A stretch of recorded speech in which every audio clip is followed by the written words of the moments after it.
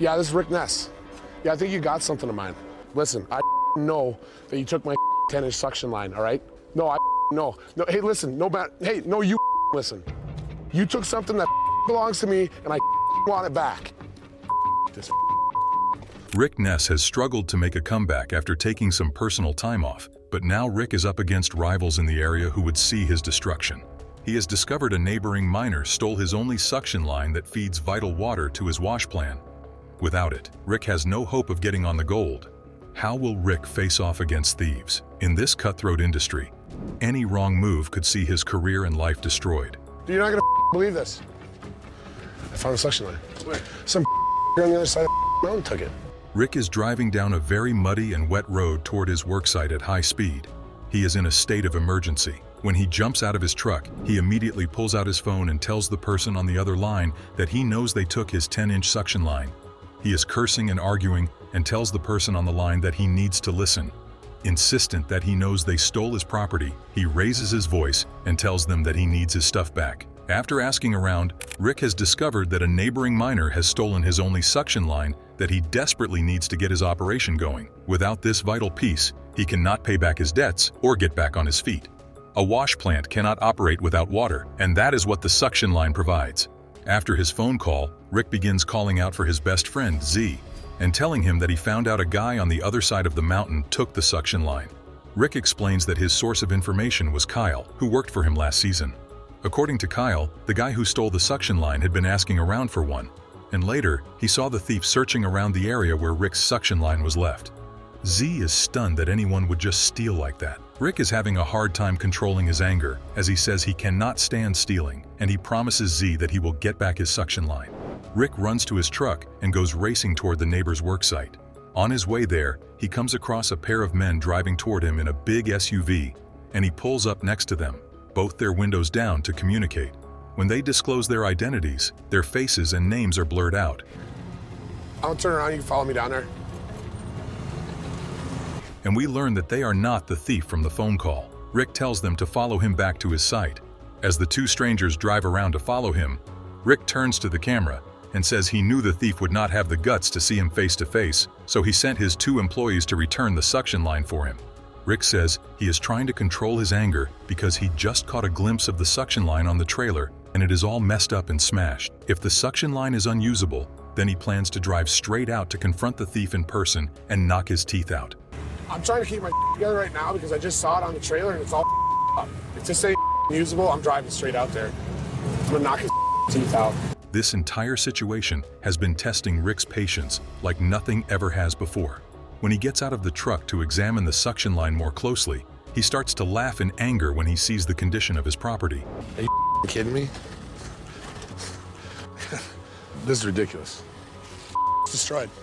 In an effort to calm down, he goes over to Z to describe the condition of the suction line, describing how even the basket is destroyed. We learn that the hose has been crushed flat, and they use duct tape to try and piece it back together. Rick storms away in anger, and he uses the excavator to remove the suction line and basket off of the truck bed and just lets it clatter to the ground. After that, he yells at the quickly disappearing SUV of the thieves and tells them that he is going to pay a visit to their boss soon. Tell your boss I'm coming for a visit. Rick is still fuming, shaking in anger and adrenaline as he stares at the junk they brought him back, and he wonders why they would even send it back when it is clearly unusable. Rick turns to Z and tells him he thinks they should go up there and get a new suction line from the thieves, but Z advises him to calm down and look at things rationally. Rick is stubborn and says that he is owed a new suction line from them and won't let this issue go. Z agrees that they are owed better, but their situation requires them to choose a path that would be the quickest, safest option, and then they can deal with the rest later. Z tells him that he should just ask to borrow a suction line and wait to cool off to deal with the thief. Rick thanks him for his sound advice, and they both get back to setting up their wash plant. After that intense confrontation, Z and Rick get to work, sluicing some stockpiled pay dirt from the Rally Valley cut. The two of them have made quick work of the pay dirt, and things have been going very well for them. As they scoop in the last bit of pay dirt for the day into the wash plant, we also see the bedrock contact coming in here. And in between, I think, is the paleo channel. Well, that's perfect. Rick explains that he's just excited and relieved to see some gold being gathered after too long a journey to even get started. Rick pauses the wash plant and takes a close look to see how much gold is sitting in the box. He finds it difficult to see through the dirty water, and Z thinks there is too much dirt filtering through the plant. And if even he can spot the flaws in their operation, he considers it a very bad sign. A few tense moments pass where neither of the men spots any gold in the wash plant, when finally Z locates a chunk of gold. They bask in a moment of pride and reflect on what a difficult journey it has been to get to this moment. Rick passes Z the first bit of gold they found and says that it's for him to keep, because he's so thankful for his hard work and dedication. Things are looking bright for Rickness. Over at Duncan Creek, Rickness is on top of the world as he clears overburden out of the creek cut so that he can have a large stockpile of pay dirt constantly feeding his wash plant. He is feeling confident about this because this cut helped them reach their goal last year, and he hopes it will pull them through to their goals this year too. Only 5 weeks into the season, and he has already mined 250 ounces of gold. This is Rick's fastest and most lucrative beginning ever. The only issue he has now is that they are running out of pay dirt from the creek cut. The consistency they've been experiencing will soon run dry. According to Rick, they only have around 4 days worth of pay dirt in the next strip, so to progress, they need to expand their operation and spend more money. As the workers load up more pay dirt for the wash plant, they notice that Rick looks to be ready to announce something.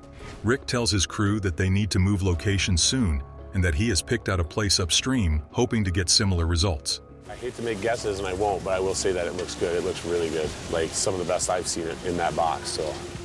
If the pay streak from the creek cut continues under the 26 acres of frozen ground to the west of them, it could hold over 1,000 ounces in gold. The biggest problem with this plan is that there is permafrost in the area, which means that it has never been mined. However, they have never dealt with permafrost before. They crew decide that they'll use the new dozer to tackle their permafrost problem. This will cost quite a bit of money. The dozer cost $500,000 and burns $2,500 of fuel a day, which amounts to the same operating cost of all of the other equipment Rick owns combined. However, this dozer was built to be able to open up ground with frost points. It pushes 2 rock trucks worth of dirt in one scoop. The dozer weighs over 300,000 pounds and begins to sink into the soft dirt. This causes the operator to slow down and eventually become stuck in the dirt. Rick is called to help pull the dozer out of the deep mud. Rick is worried by this delay because it is necessary for him to keep stripping land, and any delay could cause his entire operation to stop completely. The removal of the dirt begins, and Rick believes that as soon as he digs out all of that soft soil and mud out of the way, the wheels of the dozer will get more traction and allow it to move forward with ease. His focus remains on getting back to work as fast as possible. As Rick digs, he and Brennan coordinate to avoid any collisions between the two massive machines. Rick manages to remove the last bit of mud, and the dozer is free. The quick rescue leaves them in good spirits, and they hurry to get more pay dirt ready.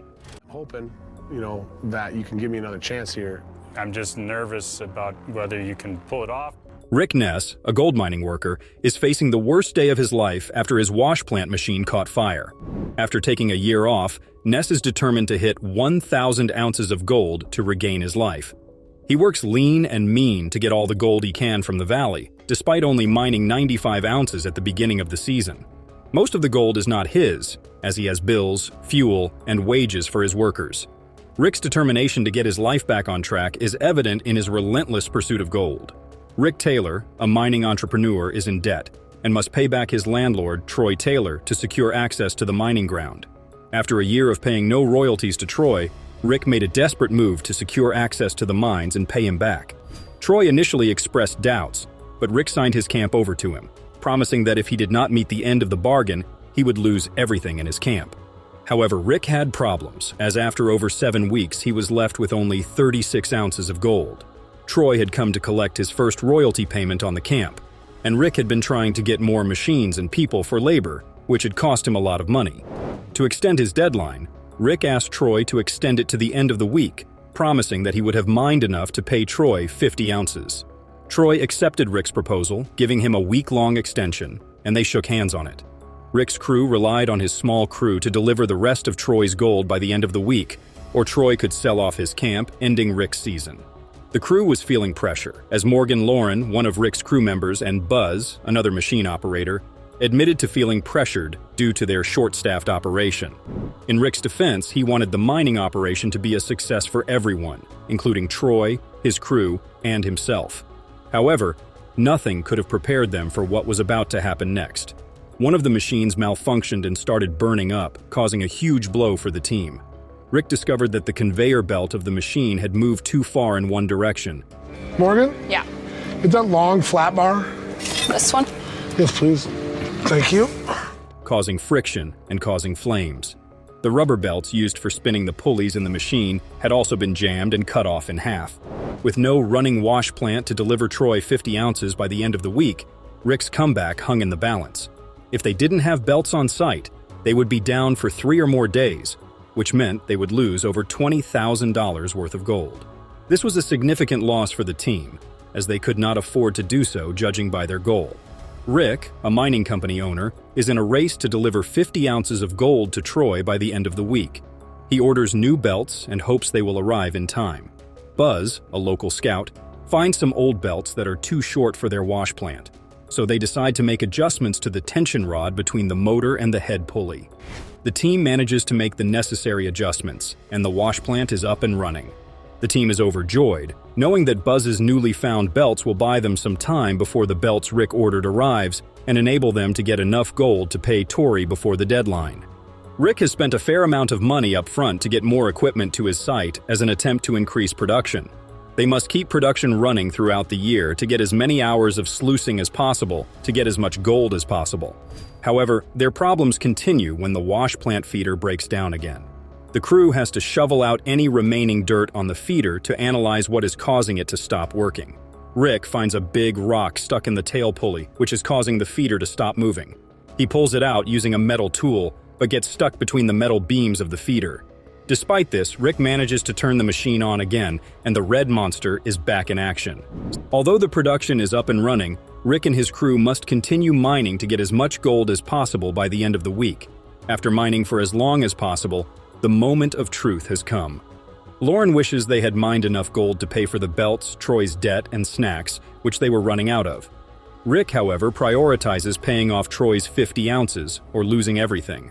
Get used to this, Rick. That's good. That's what we've been putting up. But, you know, the deep cut's better than that, right? So this is from one day of running the deep cut right here. After all bills and costs are paid, Rick has only 36 ounces of gold left, meaning he needs 14 ounces and more for him to continue mining. After weighing the gold, Rick's team has 15.24 ounces of gold, which is not what they had planned, but at least means Rick will keep his mining spot. Although the team is disappointed that they will get back to almost zero after Rick pays off Troy, they believe starting from zero is better than starting from negative. Rickness, a gold miner, had been struggling with seasonal affective disorder and depression since missing the Gold Rush Season 13. His friend Brian Z. Zaremba, who had been away from the show for a long time, asked him about his struggles. Rick admitted that he still owned his mother's house but had not been able to step inside for 2 years. Before Season 14, Rick shared an update on Facebook, admitting that he had made bad decisions that cost him a year in mining. He later revealed that part of his troubles came from recreational drug use, including cocaine. Rick had to sell his mother's house to fund his latest mining season. Rick's admission of his issues did not stop there. He later opened up to People magazine, saying that he was a gold miner with the stigma and didn't really ask for help. He also mentioned that there was a lot going on in his head, but didn't know how to deal with it because he didn't even know what it was. He had never dealt with depression before, and the whole experience was new to him. The words of Rick's girlfriend, Lise Marie, showed how tough it was to navigate everything alone and look forward to his comeback. As people empathized with Rick, his girlfriend, Lise Marie, had more to share about his issues. Lise Marie, a fan of the popular reality TV show, Mr. Ness, has denied being the cause of Rick Ness's troubling behavior. She stated that she had nothing to do with the bad choices Rick made while they were together, stating that his issues had been present months before I even knew him. However, things took a dramatic turn just a month later when Lise shared on Instagram that their relationship had gone sour, revealing painful details about Ness's continued unfaithfulness. Lise shared her breakup news on Instagram, posting a bold text graphic with a message that seemed to say it all. How's it going, Lance? Doing good. How you doing, Freddie? Doing all right. Good to see you. This Rick. is Rick. Lance. Nice to meet you. A mistake is something that happens accidentally. Cheating and lying are not accidents. They are choices. In a sad tone, Lise opened up in her caption, saying she could no longer stay silent to protect someone she truly loved. She went on to share specific, painful details about Rick's latest actions, revealing the heartbreak she'd experienced. According to Lise, just days after Rick had proposed to her, he cheated on her with yet another prostitute. This was an all-too-familiar betrayal. She claimed that since they had rekindled their relationship, Rick had been unfaithful at least 6 times that she knew of. But Lisa's pain was far from over. After 3 years of what she called constant cheating and lying, Lise admitted that it took finding out about yet another infidelity for her to finally learn her lesson. Determined to stand up for herself, Lise declared she would no longer hide who Rick truly was. Her post ended with a heartfelt cry, "God, please tell me what I did to deserve this." With the ongoing relationship drama, Rick's future plans remain uncertain. His house in Wisconsin has not been listed for sale, leading many to assume he still has the option to return. Meanwhile, the ups and downs of Rick and Lisa's relationship have played out publicly on social media. Throughout this turbulent time, Lise has repeatedly accused Rick of infidelity, claiming he cheated on her over 200 times. Rick took responsibility for their breakups in a Facebook post shared in November 2023, acknowledging his role in the chaos surrounding their relationship and holding himself accountable for his actions. He expressed gratitude for the support he received from others during this time and stressed that he didn't need to blame anyone else. As Rick continued on his journey of self-improvement, he focused on becoming a better person each day. With such a public narrative of their relationship, Rick's admissions revealed a complicated interplay of love, responsibility, and the struggle for redemption. His commitment to taking ownership of his choices highlighted a deep desire for growth, while Lisa's role as a steadfast partner showcased the emotional toll of navigating such turbulent waters. Rickness, recognized primarily for his role on Discovery Channel's Gold Rush, has garnered a substantial fan base owing to his appealing demeanor. Additionally, he has been featured in various spin-offs like Gold Rush, Parker's Trail, and Gold Rush: The Dirt. Rickness, born on March 5, 1981 in Milwaukee, Wisconsin, spent his formative years in the company of his twin brother. Growing up in the heart of Wisconsin, Ness developed a deep-rooted passion for football, which became a central part of his identity. His dedication to the sport was evident from his early days, and he quickly became a standout player on his school's football team, showcasing immense talent and potential. With dreams of making it big in the world of football, Ness's trajectory seemed promising as he earned recognition not only locally, but also within the college football circuit. However, fate had other plans for him. Just as he was on the brink of stepping into the realm of professional football, a devastating injury struck, abruptly halting his athletic aspirations. Undeterred by this setback, Ness refused to let adversity define him. Turning his attention to another passion of his, music, he embarked on a new journey. Teaching himself to play the upright bass, Ness immersed himself in the world of music, discovering a newfound outlet for his creativity and expression.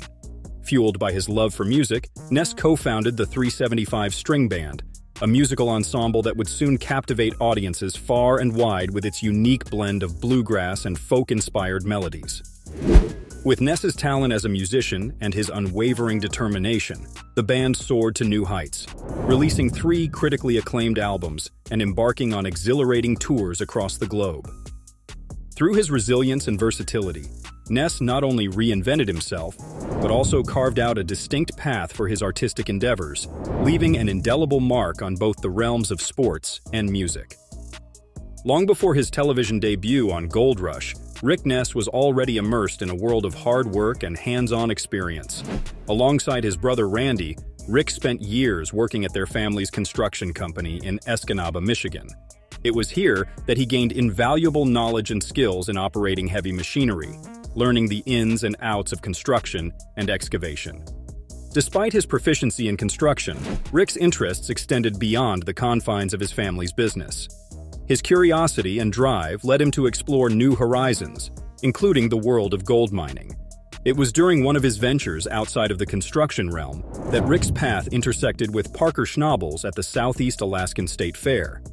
At the fairgrounds, amidst the excitement and camaraderie of the event, Rick and Parker struck up a conversation that would change the course of Rick's life.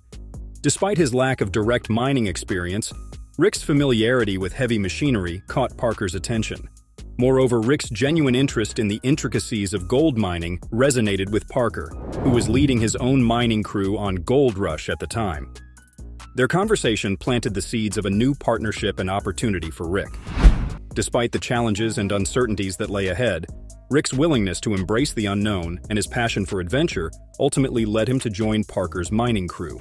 This marked the beginning of Rick's journey into the world of televised gold mining, where his skills, determination, and adaptability would be put to the test in the pursuit of gold and glory.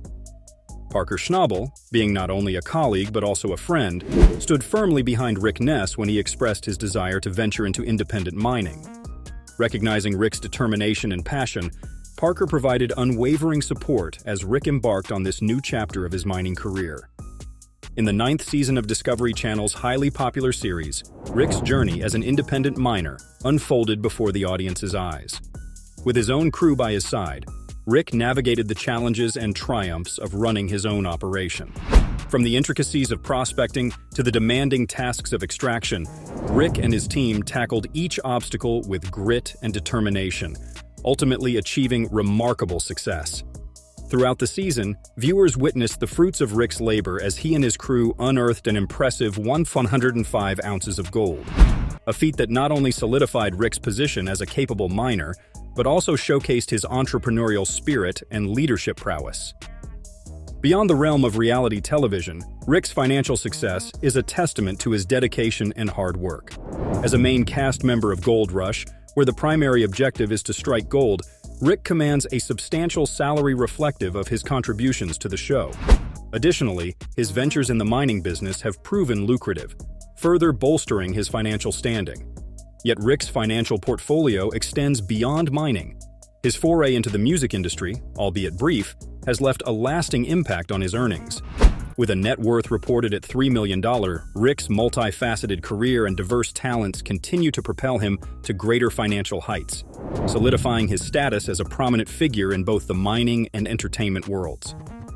As Rickness plunges into the heart of the gold mining season, he finds himself embroiled in a high-stakes race against the clock. His eyes are firmly fixed on the prize, reaching the elusive target of 2,000 ounces of gold, the pinnacle of success for any miner. However, the path to glory is fraught with obstacles, and Rick's journey is no exception. The latest hurdle comes in the form of a daunting setback: the reduction of Monster Red's processing speed from a robust 300 yards of dirt per hour to a mere 200. This unforeseen turn of events threatens to derail Rick's ambitious plans and jeopardize his chances of achieving the season's most substantial payday. With each passing hour, Rick is acutely aware of the potential losses in gold revenue, a daunting prospect that looms over him like a dark cloud. Undeterred by the setback, Rick rolls up his sleeves and dives headfirst into troubleshooting mode. His keen eye for problem-solving is put to the test as he grapples with the operational issues plaguing Monster Red, particularly with the malfunctioning seat conveyor. Aware of the urgent need for a solution, Rick takes decisive action, dialing back the processing speed to mitigate further damage while he awaits assistance. The gravity of the situation is not lost on Rick, who understands the critical importance of maintaining momentum in a relentless quest for gold. With an unwavering determination, he braces himself for the challenges ahead, knowing full well that the road to success is fraught with twists and turns.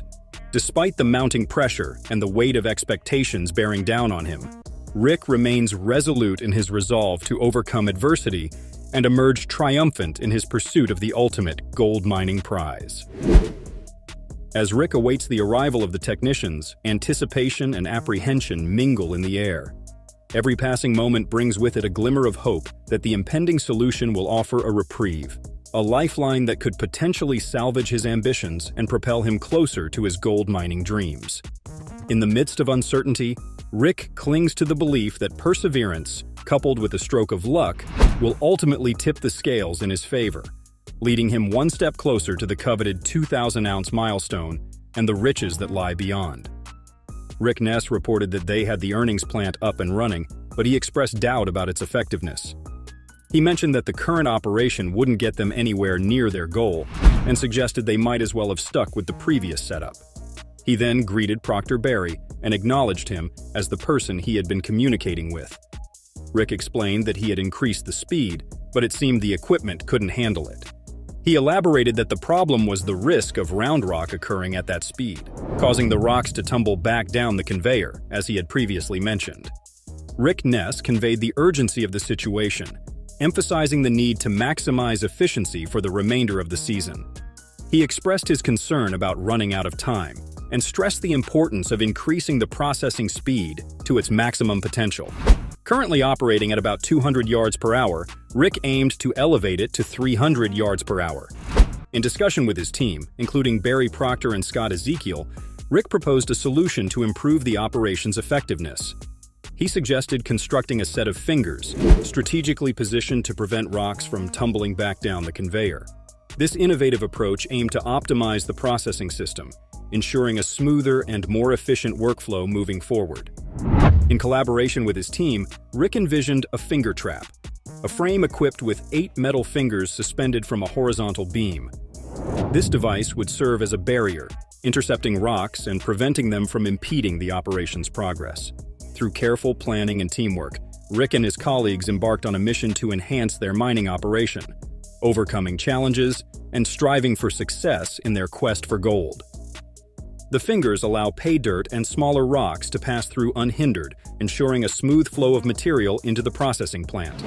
However, any larger rocks or debris rolling down the conveyor are intercepted by the fingers, preventing them from causing disruptions to the operation. These rocks are then captured and carried up to the plant, where they can be processed along with the pay dirt. Acknowledging the effectiveness of the proposed solution, Rick expressed his concern about the time required to implement it. Barry and Scott estimated that the construction process would likely take 4 to 5 hours, necessitating a temporary shutdown of the operation. Understanding the urgency of the situation, Rick requested a brief pause of 15-20 minutes to facilitate the installation of the finger trap. With the plan in place, Rick expressed his gratitude to the team for their efforts and cooperation. He recognized the importance of their collaboration in overcoming challenges and improving the efficiency of the mining operation. Barry and Scott were tasked with constructing the finger trap using salvaged scraps from Rick's boneyard, demonstrating resourcefulness and ingenuity in finding solutions to operational hurdles. With the construction of the finger trap complete, Rick and his team were ready to put their solution to the test. They gathered the necessary materials, including 4-inch square tubing, HSS, flat bars, and channel, ensuring that they had everything required to make the finger trap a success. With a sense of confidence and anticipation, Rick declared that their creation would indeed do the trick. As the team got to work assembling the finger trap, they worked efficiently and methodically, with each member contributing their skills and expertise. Rick reminded everyone to watch their hands and stay safe as they completed the final steps of the construction process.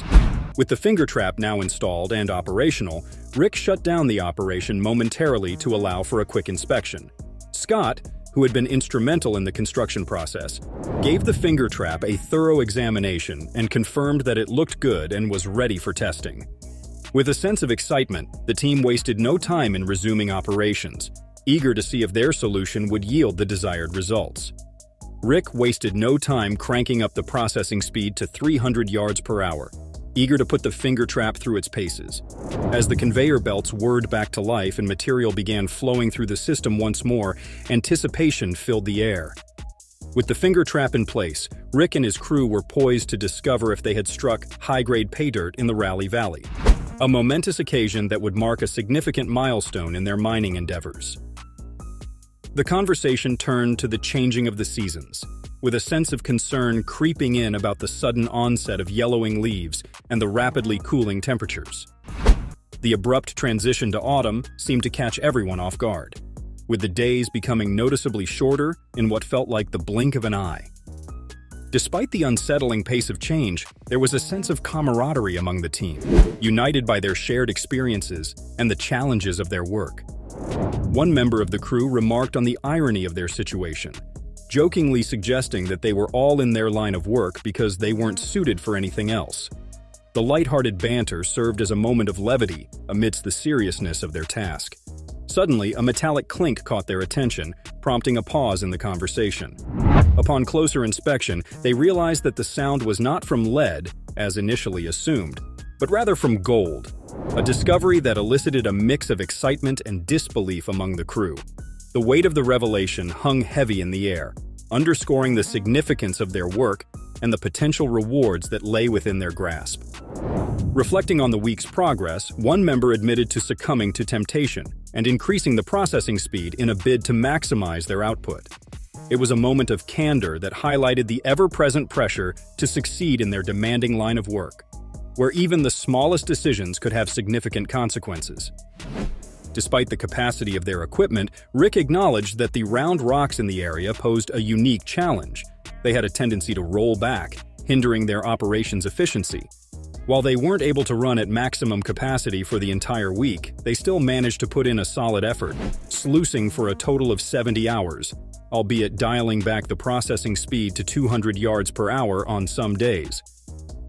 Eager to see the fruits of their labor, Rick and the crew decided to take a look at their weekly haul. With anticipation building, they gathered around as Rick began to weigh the gold. The tension mounted as the scale ticked higher and higher, surpassing even Rick's expectations. It became clear that they had struck it big. A whopping 580 ounces of gold, worth an impressive $325,000. Amidst the celebration, Rick expressed his gratitude to the team for their hard work and dedication. He marveled at the magnitude of their achievement, noting that it was one of the biggest gold hauls they had ever seen. With their total now exceeding 1,000 ounces for the season, Rick was filled with renewed optimism for the future. As they basked in the glow of their success, Rick couldn't help but joke about the inconvenience of having to leave his beer behind in order to carry 2 pans of gold. It was a moment of camaraderie and triumph, a testament to the resilience and determination of Rick and his crew in the face of adversity. With their sights set on even greater riches ahead, Rick and the crew prepared to embark on the next phase of their journey, fueled by the promise of more gold and the camaraderie that comes from working together towards a common goal. Rickness has proven he has what it takes to hack it in the mining industry. In the glittering world of gold mining, where fortunes are dug from the heart of the earth, one name stands out: Rickness. Known for his uncanny ability to strike gold, Rick has etched his legacy in the Klondike's history. But hold on. This time, Rick's journey takes an unexpected turn. He faces a pivotal moment that could reshape his mining future. What life-altering decision has Rick made, and how will it steer the course of his gold-hunting saga? There's more. Brace yourselves for the arrival of an inspiring figure, ready to lend a helping hand in Rick's most challenging hour. Who is this mystery person, and how will they impact Rick's quest for gold? Join us to delve into a mining adventure like never before that will lead to Rick's biggest gold haul ever. Success isn't just about luck, it's about rolling up your sleeves and putting in the hard work. That's something that the indomitable Rickness believes in. Now, he finds himself facing a daunting challenge, a gold production goal that seems to be slipping through his fingers. Despite the hefty investments in top-tier equipment, Rick is dealing with machinery issues. Different hurdles are emerging, putting a wrench in the gears of progress, but the twists and turns in this mining saga don't end there. On top of all that, Rick is at a crossroads, facing a crucial decision about the ownership of the land. But the heart of the challenge lies in the earth itself. The act of digging and extracting precious gold from the depths becomes a battle against time and nature. It's a struggle that Rick faces head-on, with determination etched on his face. In the vast expanse of the mining frontier, Rickness is facing a pivotal moment in his gold-hunting journey. Having staked his entire season on a daring move, a deep cut that promised a potential $5 million in gold, the reality is not living up to the glittering dream. The 190-foot deep cut, the bold gamble that could lead to a substantial payday, is yet to yield the expected results. The goal is 2,000 ounces of gold, but this weight of the goal hangs heavy on Ness's shoulders, not just for the sake of his crew, but for his own survival in the unforgiving world of gold mining. A world into which Rick has poured his heart, soul, and a considerable amount of resources, expecting a gold rush that would make headlines. However, the reality is a bit different. The very ground he walks on holds the key to his mining empire's destiny. However, the landowner has different plans for Rick. Troy Taylor, who is the owner of Duncan Creek, the claim on which Rick is working under the lease, pays an unexpected visit to Rick, who is already under stress for not meeting the gold production goal. Cutting right to the chase, Rick questions the purpose behind Taylor's unanticipated visit, and Taylor, without beating around the bush, dives straight into the heart of the matter. His revelation hangs in the air, laden with potential implications. He wants to sell the Duncan Creek. Rick is now confronted with a significant personal decision. The prospect of owning his own ground looms large, and the gravity of this choice could reshape the entire trajectory of his mining journey. Imagine the dilemma. On one side, the security of owning the land beneath which potential fortunes lie, and on the other, the challenge of meeting the production goals with the clock ticking. It's a decision that could either propel Rick into a new era of mining success or add another layer of complexity to his already intricate venture. But that's not the interesting part. Taylor, with a matter-of-fact demeanor, reveals the terms. $250,000 as a down payment, equivalent to 150 ounces of gold. Now that's how you make a deal with the gold diggers. Surprised by the unexpected proposition, Rick finds himself deep in thought. The idea of owning the very land he's been working on is both appealing and overwhelming. Unsure about taking such a significant step, Rick acknowledges that he is not sure if he can take such a massive step at this already challenging moment. The financial commitment attached to this decision plays on his mind, creating a whirlwind of considerations. As the discussion unfolds, Rick wrestles with the weight of this unforeseen opportunity. The offer of $250,000 or 150 ounces of gold is undeniably substantial. Troy Taylor, after presenting the terms, leaves Rick to contemplate the magnitude of the decision. The gravity of the situation hangs in the air, and Rick is left to grapple with the potential impact on his gold mining journey. The allure of ownership clashes with the daunting prospect of financial responsibility, setting the stage for a pivotal moment in Rickness's mining saga. How will the mind boss navigate this unexpected twist in the tale? Will he seize the opportunity, or will the weight of the decision prove too much? The stakes are high, the pressure is on, and the future of Duncan Creek claims hangs in the balance, but it's the mind boss we're talking about. And to make the decision, he has to tackle the other obstacles first. Every miner knows that a glitch in the machinery can translate to lost time and, more importantly, lost gold. Despite heavy investments and state-of-the-art machinery worth millions, the results are not quite hitting the mark. It's a tough spot to be in, especially when your aspirations are as grand as Rick's. The machinery, boasting cutting-edge technology, stands as a testament to Rick's commitment. But, as every seasoned miner knows, the gold beneath the ground doesn't always give in easily. Rick is stuck dealing with a big problem, and he can't tackle it solo. He's in need of help, but the question is, who can he turn to? The first person who crosses Rick's mind in this crucial moment is none other than his reliable dad. With winter approaching, he calls his father for assistance, hoping to bring in the energy needed to finish the season strong. Rick's dad shows up and is pretty amazed by the whole mining setup. He's all in to help out however he can. The two of them now tackle the problem together, dealing with the challenges of mining and figuring out a way forward. The first problem he deals with is the wash plant. With Monster Red running on a tight crew, Rick faces a tough time finding more workers. His dad jumps in to lend a hand and keep things going smoothly. Seeing the mining operations scale, Rick's dad figures he can help out. Without any hesitation, he gets down to work, doing everything needed to keep Monster Red up and running. At Duncan Creek, Rick encounters a hurdle with his 700 excavator. A cracked hydraulic line threatens to slow down the crucial task of clearing tailings. It's a setback that demands immediate attention. Rick, with a determined look on his face, asks his dad to help there too. Rick's dad, not a stranger to hard work, steps into the role of a makeshift mechanic. With tools in hand, they inspect the excavator, and the problem becomes clear: a cracked hydraulic line. It's a hands-on challenge, but Rick's dad isn't one to back down. They work together, making the welding process seem like a puzzle they are determined to solve. After a series of intense efforts, welding, and a bit of elbow grease, the hydraulic issue is fixed. The 700 excavator roars back to life, ready to dig into the tailings and keep the gold production on track. It's a testament to the resilience of the team and their ability to handle unexpected setbacks. With the excavator back in action, the crew dives back into their work, ensuring that every bucket of pay dirt contributes to their season's ambitious gold goal. Whether it's fixing up equipment or helping out in the wash plant, Rick's dad becomes a key part of the team. His experience and hands-on approach bring a new burst of energy, making sure every part of the mining process works like a well-oiled machine. The teamwork between father and son turns challenges into victories. Together, they tackle the ups and downs of mining life, using their combined knowledge to handle whatever comes their way. As Monster Red chews through the pay dirt, it's not just the machines doing the heavy lifting. It's the power of a united team working towards those big gold goals. Despite the challenges, including equipment breakdowns and a flooded cut, The team is determined to reach the season's gold target of 2,000 ounces. The camaraderie between Rick and his dad becomes evident as they tackle repairs together. From fixing machinery issues to maintaining equipment, it's a hands-on collaboration that highlights the importance of a reliable support system. Rick's dad, a testament to the saying, "Actions speak louder than words," embodies the spirit of a true partner in this challenging gold mining journey. Even with the valuable assistance from his dad, Rick finds himself caught in a web of challenges that extend beyond the immediate repairs. In the pursuit of the elusive gold goal and land ownership, Rick must not only contend with mechanical hurdles but also navigate the intricate dynamics of the gold mining world.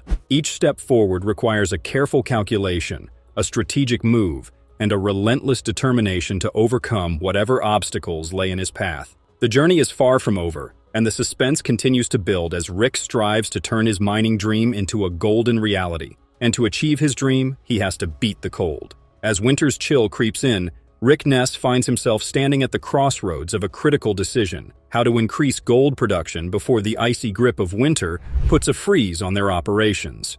Feeling the weight of the looming goal and the pressure to deliver, Rick huddles with his crew, including Kyle Lawson, a newcomer to the gold mining scene with an ironworking background. What steps can Rick take to boost production before the ground freezes and winter poses a threat to his gold mining goals? So, in a bold move, Rick proposes a plan that could potentially change the game. He suggests the simultaneous operation of both wash plants, Monster Red and the trusty Rocky. It's a strategy that, if executed flawlessly, could significantly elevate their gold output. Kyle Lawson, despite being relatively new to the gold mining arena, is entrusted with the responsibility of operating one of the wash plants solo. Can Rick's trusted crew member, Kyle Lawson, uphold the trust placed in him and assist Rick in achieving his dream gold haul? Well, the announcement hung in the air and the crew sensed the gravity of the situation, and Kyle, with a mix of nerves and determination, accepted the challenge. Operating a wash plant alone can be quite overwhelming, especially for someone still getting the hang of things. The potential challenges, especially the threat of tailings causing blockages, are significant concerns. Duncan Creek is ready for a high-stakes operation. With determination etched on his face, Kyle makes his way to the wash plant. The rhythmic hum of the machinery echoes through the mining site as Kyle navigates through the controls, juggling the intricate dance of equipment and pay dirt. The crew watches with bated breath, unsure of what the outcome will be. Despite the initial nervousness, Kyle begins to find his rhythm. The wash plant responds to his commands, and the pay dirt starts flowing smoothly. The potential catastrophe of tailings causing a shutdown becomes a distant worry as Kyle defies the odds and keeps the operation running like a well-oiled machine. Another problem solved, and now just one to go, till Rick smoothens his journey towards his goal. Rickness is facing another tough challenge that could make or break his entire season. The crew has been digging for 10 weeks, and finally, they hit the good pay layer they've been aiming for. But there's a major setback. The whole area is flooded with 6 feet of water. To tackle this problem, Rick decides to bring in a robust 10-inch pump, generously provided by the landowner, Troy Taylor. The team gets to work, setting up the pump with hopes that it can handle the large volume of water in the cut. Success with the pump is crucial because it's the key to drying out the area, enabling them to get to the valuable pay dirt below. Despite facing obstacles, including the hefty $40,000 cost of the pump, Rick stays positive and determined. The moment arrives as the pump kicks into action, proving its worth against the waterlogged conditions. With the flooded area slowly drying up, the crew can finally focus on what they came for, extracting the long-awaited, valuable pay dirt that could turn their luck around. As the week unfolds, the results exceed expectations. The gold weight from Monster Red and Rocky combined paints a picture of success. The decision to entrust Kyle with a crucial role pays off. Rick's strategies and his dad's love prove that sometimes the boldest moves and the company of the loved ones lead to the greatest victories. After the challenges, the narrative takes an unexpected turn, injecting a dose of triumph into the mining saga. The crew, once faced with uncertainty, now stands united, motivated by the success of a well-executed plan because they are about to achieve the unexpected. So, here they have it. A whopping 219.8 ounces out of Monster Red and an additional 95 ounces from Rocky. Time for drumroll, because the grand total stands at an impressive 315 ounces, translating to over $500,000. You heard it right, folks. This is not just another gold weigh-in. It's a record breaker. The excitement can be seen as Rick and the crew revel in the victory. This achievement marks their biggest gold haul ever, a remarkable feat that's sure to go down in mining history. The mining site buzzes with newfound energy, and Rick's gamble seems to be steering them in the right direction. This success is not just a number on the scale. It's a testament to their resilience, determination, and the unwavering spirit of the team. But there is still one thing to do. The taste of success lingers in the crisp Klondike air as Rick heads to meet with none other than Troy Taylor. In a moment of revelation, Rick unveils his decision. The words hang in the air as Troy Taylor's eyes light up, mirroring the excitement of sealing the deal. Rick declares that he is ready to buy, making it clear that he's ready to take the plunge and make a substantial commitment. Despite recent challenges, the crew comes together to celebrate their hard-earned success. Cheers echo through Rally Valley, a testament to their resilience in the face of adversity.